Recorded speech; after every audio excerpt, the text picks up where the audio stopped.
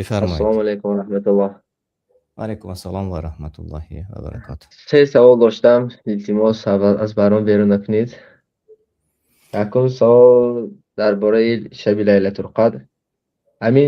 من فهمیدم که اگر شب لیلة القدر به صدقه کردگید یا یگان چیزی خیری کردگید یا یگان نمازی خواندگید یگان ذکری کردگید فروید، همون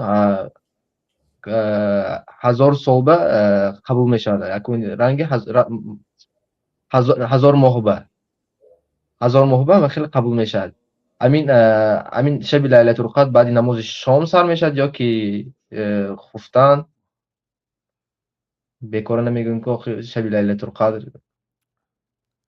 شب قدر از نماز شام شروع میشه، از اذان، از لحظه الله اکبری که گفته میشد، یعنی با برابر غروب آفتاب شب قدر در آمد تا اذان بامداد. همین شب قدر است. بله.